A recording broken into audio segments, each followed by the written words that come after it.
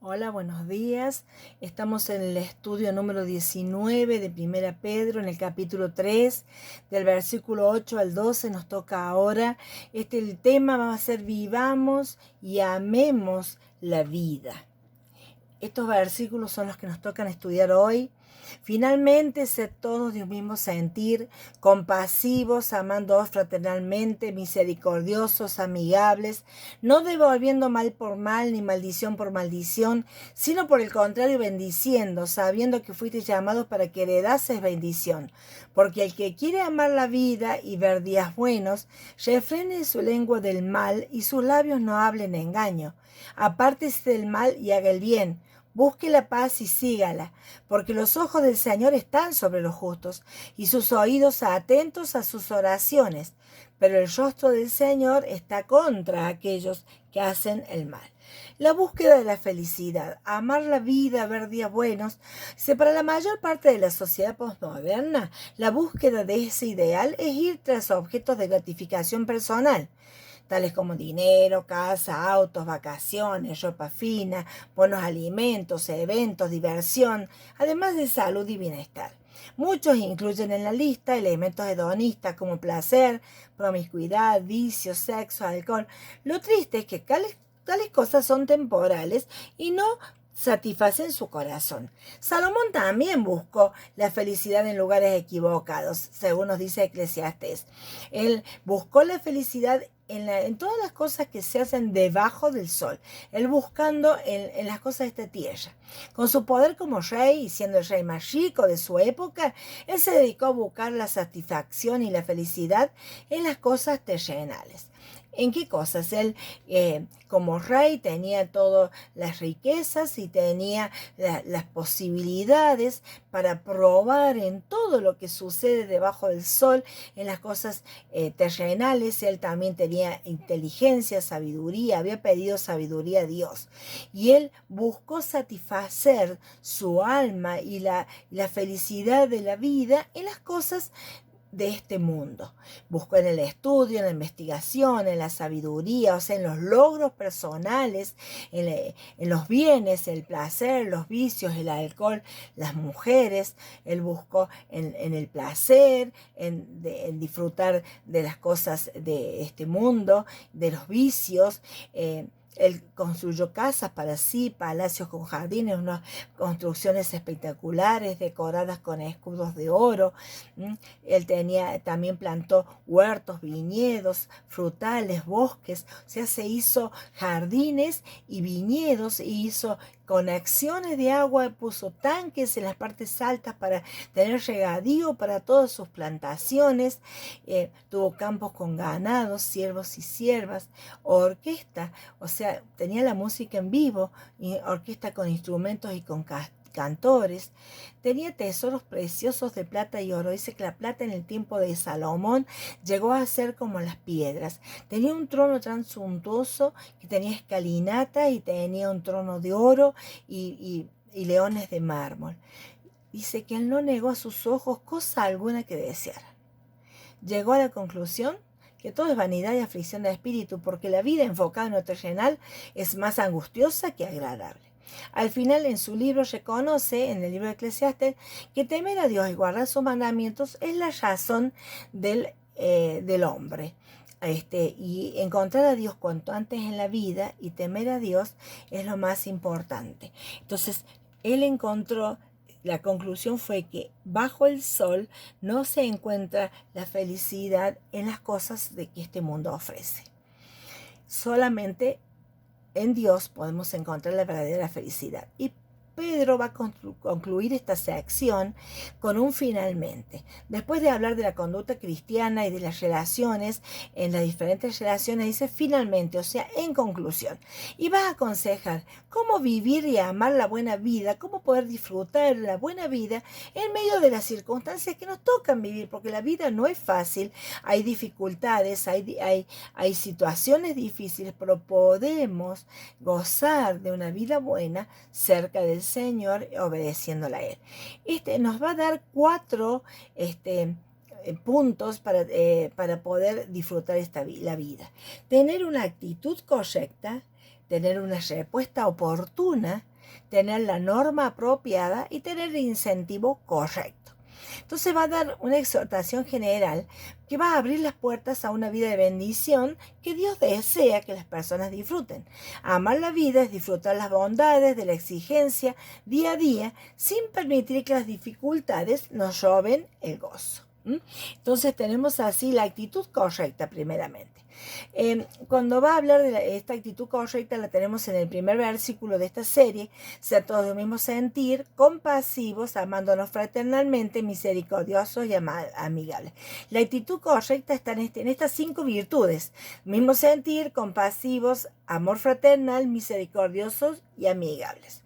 Primero va a hablar del mismo sentir. Me habla de armonía, de vivir juntos en armonía, de mantener un compromiso con la verdad, que se produce unidad en el corazón. No debe estar en conflictos y no estar, aunque con las personas que nos estén persiguiendo, aquellas que se comporten como nuestros enemigos, nosotros debemos que tratar de vivir en armonía. En Filipenses nos va a decir que os comportéis como es digno del Evangelio de Cristo, para que sea que vaya a veros o que esté ausente, oiga de vosotros que estáis firmes en un mismo espíritu, combatiendo unánimes por la fe del Evangelio y en nada intimidados por los que se oponen, que para ellos ciertamente es indicio de perdición, mas para vosotros de salvación. Esto es de Dios. ¿Qué quiere decir esto? No dejemos que nos intimiden a aquellos que se oponen, porque realmente esos que se oponen están mostrando que ellos van a ir a la perdición, que son personas que van camino al infierno. Pero para nosotros, que tengamos personas que se nos oponen, nos muestra que verdaderamente somos hijos de Dios. Entonces nos comportemos como es digno del Evangelio y tengamos una actitud armoniosa, porque aún con aquellos que sabemos que están en camino al infierno, y por eso se comportan de esa manera, porque son siervos del enemigo.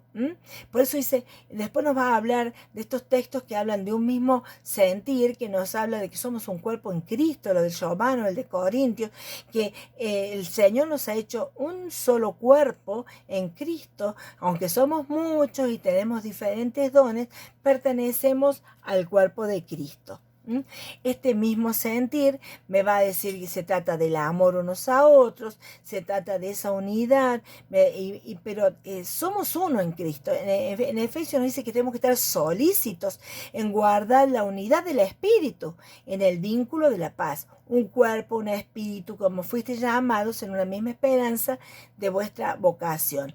Un Señor, una fe, un bautismo, un Dios y Padre de todos, el cual es sobre todos, por todos y en todos. El que se une al Señor, un espíritu es con Él.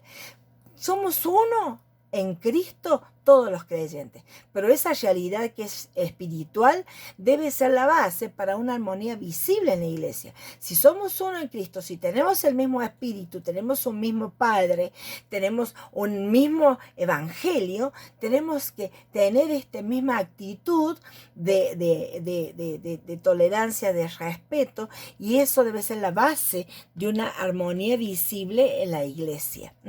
Después entonces de hablar de esta armonía, va a hablar de la compasión. Esta palabra es tener en común el mismo sentimiento de interés y preocupación por el prójimo, como Cristo, nuestro compasivo sumo sacerdote. El Señor lloró ante la tumba de Lázaro. El Señor es muy misericordioso y compasivo, nos dice en Santiago, y en Hebreo nos va a decir, no tenemos un sumo sacerdote, o sea, un intercesor, un defensor, que no pueda compadecerse de nuestras debilidades, sino uno que fue tentado en todo según nuestra semejanza, pero sin pecado. El Señor fue un compasivo y es nuestro ejemplo. Debemos ser comprensivos, o sea, participar en alegrías y tristezas de los demás. O sea, no ser insensibles, indiferentes ni críticos de los que sufren, sean creyentes o no. Ser compasivos es gozarse con los que se gozan, llorar con los que lloran, y si con un miembro padece, todos los miembros se duelen con él. Si un miembro recibe honra, todos los miembros con él se gozan. O sea, compasivo se trata de ser comprensivo de lo que está viviendo el hermano. Entonces, esta actitud correcta me habla de armonía, de comprensión, o sea, de compasión. Después nos va a hablar de un amor fraternal. Este es el amor entre hermanos, el amor entre personas relacionadas de algún modo. Es un afecto que habla de un servicio generoso unos a otros. Este amor fraternal es un servicio porque desear el bien del otro es seguir lo que contribuye a la paz y a la edificación, un deseo de hacerle bien al hermano, de edificar al hermano. Por eso habla de ayudar a los necesitados, habla de también conducirse sirviendo a los hermanos, aunque no sean hermanos conocidos. Entonces vamos a hablar de un amor que es un servicio generoso, un amor que busca edificar y que el hermano esté mejor.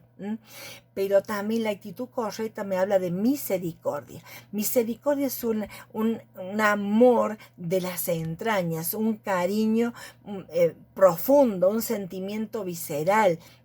Y va a hablar el ejemplo que tenían por Tito, por los de Corintios, y va a decir que su cariño para con vosotros es abundante, cuando se acuerda de la obediencia de todos vosotros, de cómo los recibiste con temor y temor.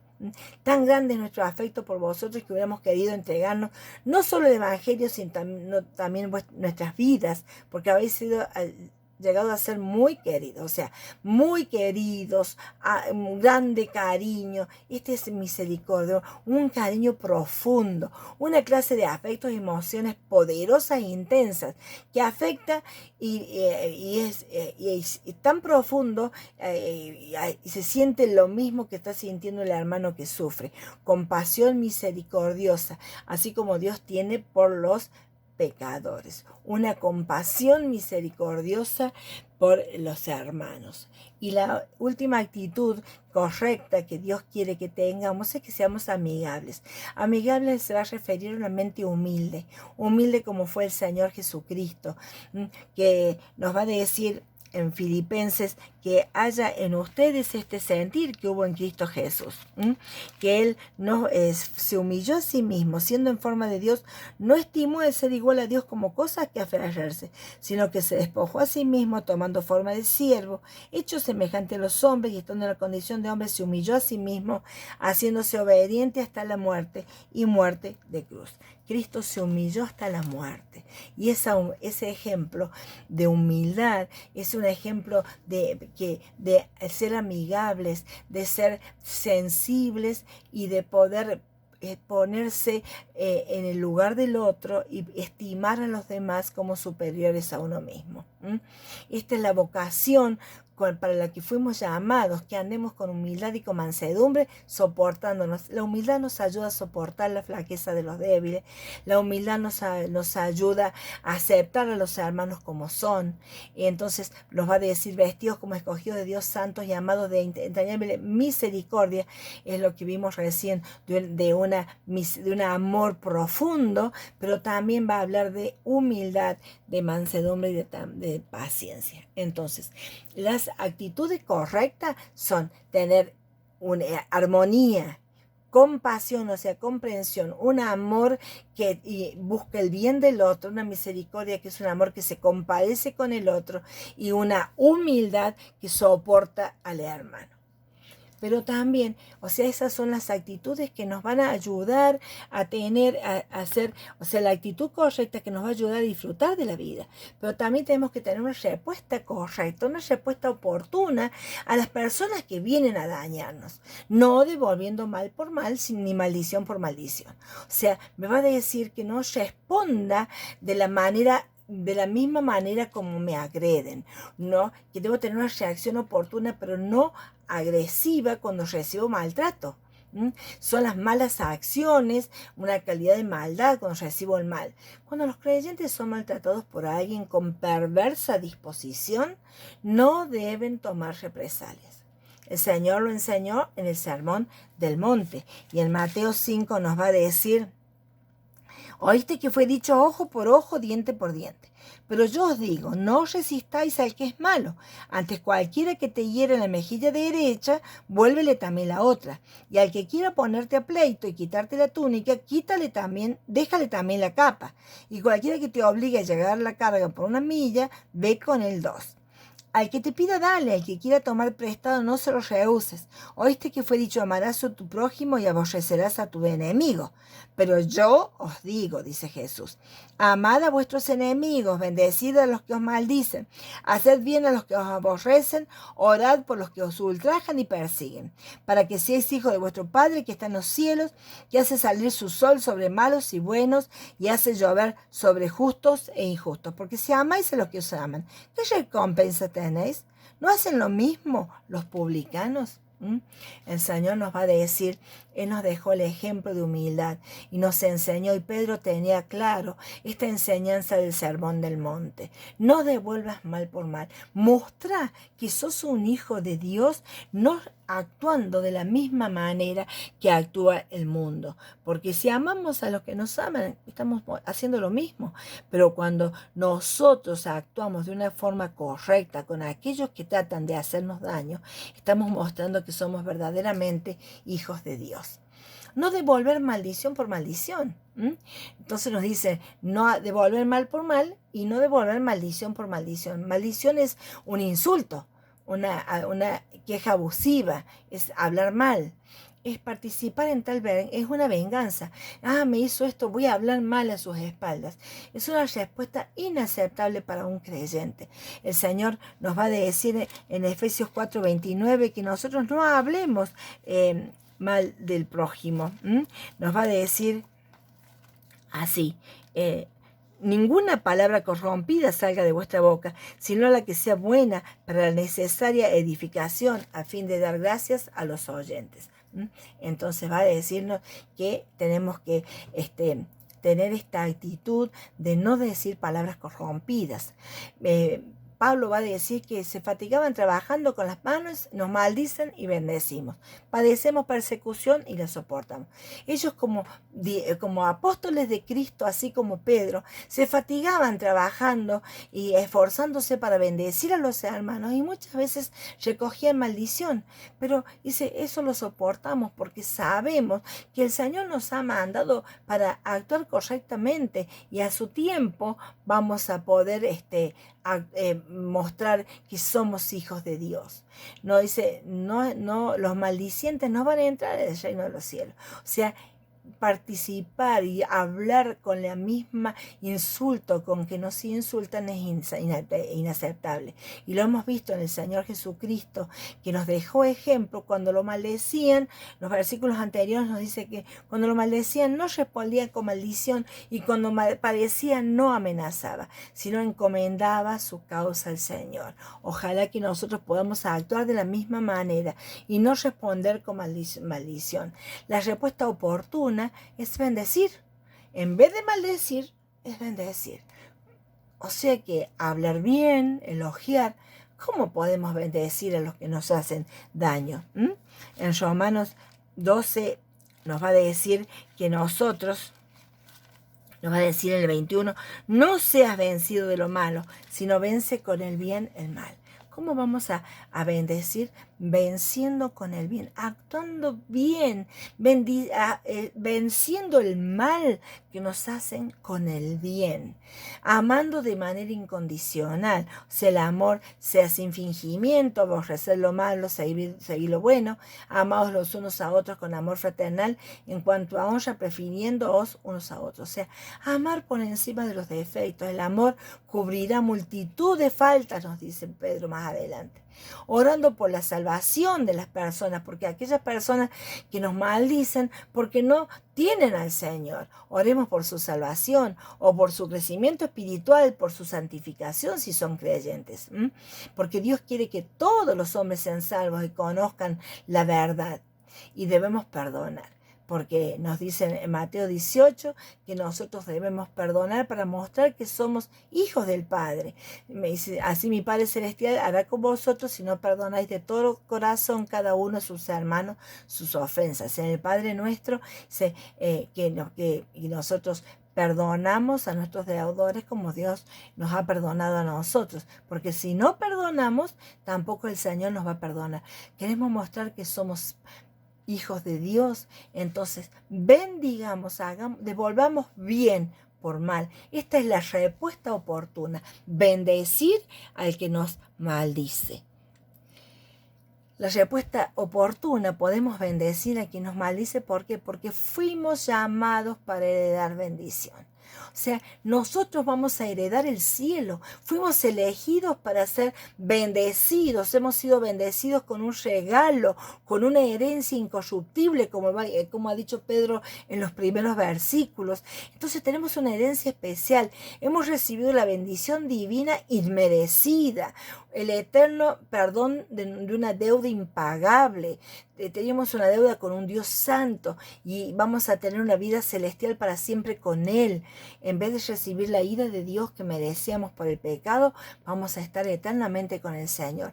Por eso podemos devolver bendición, porque hemos sido escogidos para heredar la bendición. Hermano, fuiste elegido para heredar la bendición. Sos escogida por Dios para ser bendecida con una herencia espectacular. Por eso podés bendecir a una persona que te hacen daño. Porque tenemos redención por su sangre, el perdón de pecados, según la riqueza de su gracia, solo por su gracia. Dios muestra su amor para con nosotros en que siendo pecadores, Cristo murió por nosotros. Pero aún más, estando justificados en su sangre, por Él seremos salvos de la ira. Éramos enemigos y Dios nos amó. No merecíamos nada y Dios nos escogió para salvarnos y librarnos de la ira. Y teníamos la paga, era la muerte, pero Dios nos regaló la vida eterna. Como fuimos elegidos para heredar bendición, podemos bendecir a los que nos maldicen. Pero tenemos que tener la norma apropiada. La norma apropiada es refrenar nuestra lengua del mal, no hablar engaño, apartarse del mal, hacer el bien, buscar la paz y seguirla. Los escritores del Nuevo Testamento seguían el ejemplo de Jesucristo, construyeron su teología basándose en el Antiguo Testamento. Y Pedro va a ilustrar la norma presentada en el Salmo 34 del 12 al 14. Cuando habla de amar la vida, habla de un afecto, un deseo con voluntad firme. Y la vida se refiere a las experiencias y riquezas de vivir a lo máximo. Un deseo de vivir, no como decir, bueno, yo ya que estoy viva tengo que seguir adelante. No es lo opuesto a morir, es vivir una vida desde el punto de vista bíblico. Una vida que vale la pena ser vivida, en contraste con la visión mundana de la vida, como intentó Salomón. Una vida que es un símbolo que retiñe, como dice Corintios 13, o una vida llena del amor de Dios. Entonces, vamos a vivir la buena vida llena del amor de Dios porque somos cristianos y el cristiano es alguien que quiere amar la vida, quiere vivir intensamente la vida, pero debe abstenerse del mal. Entonces, la norma apropiada es decir no a algunas cosas para honrar al Señor. ¿Cuál es esta norma apropiada? Primero, refrenar la lengua. La lengua es un miembro propenso al pecado, a menudo indomable, un mundo de maldad, como la describe Santiago. Santiago va a decir que la lengua es un fuego, un mundo de maldad. La lengua está puesta entre nuestros miembros y contamina todo el cuerpo, inflama la rueda de la creación y ella misma es inflamada por el infierno. Con ella bendecimos al Dios y Padre y con ella maldecimos a los hombres que están hechos a semejanza de Dios. De una misma boca proceden bendición y maldición. Hermanos míos, esto no debe ser así. Como cristianos tenemos que refrenar nuestra lengua y controlar ese pequeño miembro que puede hacer un gran daño, que puede incendiar un gran bosque. Debe ser refrenada del mal y deben ser puros nuestros labios, deben hablar solamente la verdad. Sus labios no hablen engaño.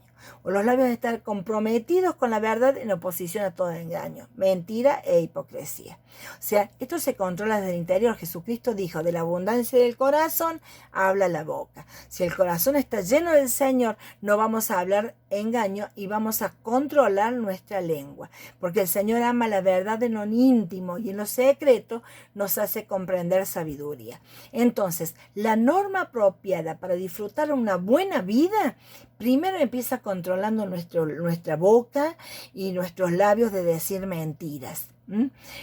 Lo otro es apartarse del mal, un rechazo fuerte de lo pecaminoso, aún del trato pecaminoso de aquellos que nos persiguen. O sea, apartarse del mal es cortar con todas las cosas malas y con las influencias dañinas de nuestra vida. Apartarse del mal y hacer el bien, una actitud profunda, una calidad de las cosas que hacemos. Muestra de hacer la voluntad de Dios. No se trata de sentirse bien, sino de hacer algo que honre a Dios. Entonces, para poder tener esta norma apropiada, no solo tengo que cuidar mis labios, sino que tengo que cortar con las cosas malas y tengo que hacer bien lo que hago, con una virtud para honrar a Dios.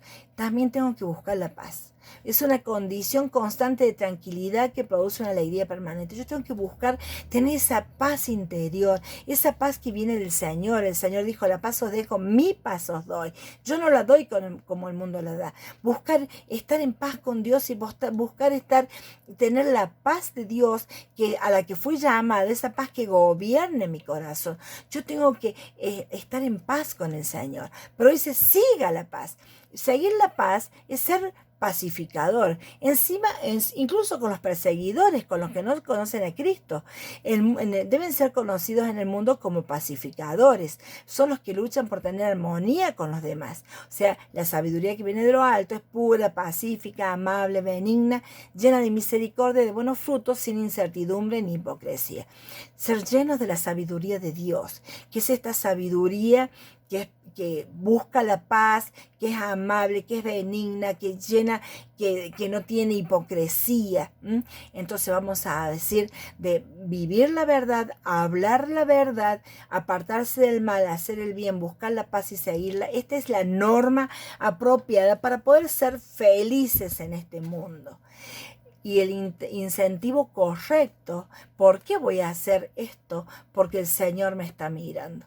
Los ojos del Señor están sobre los justos y sus oídos atentos a sus oraciones. Los ojos del Señor se relacionan con una vigilancia bondadosa y especial de Dios sobre su pueblo.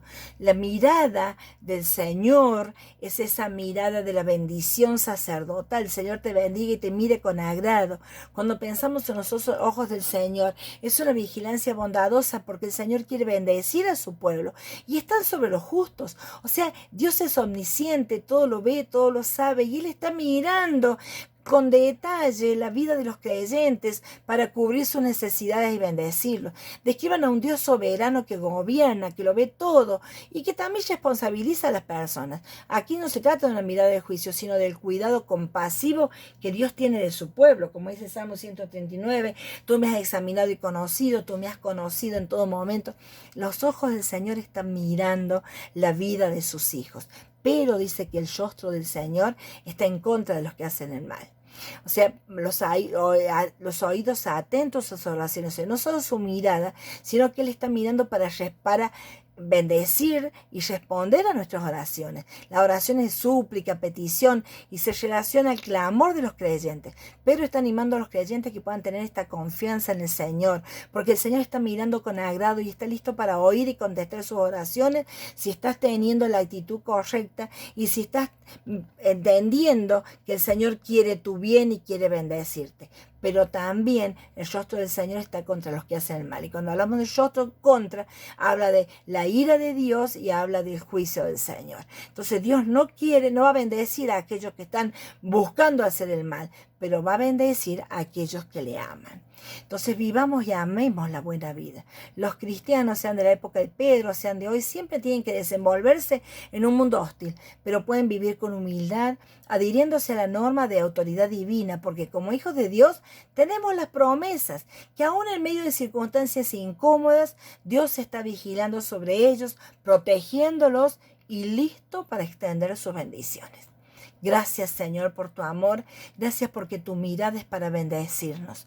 Te alabamos, Señor. Ayúdanos a tener la norma correcta y la actitud correcta. En el nombre del Señor Jesucristo. Amén.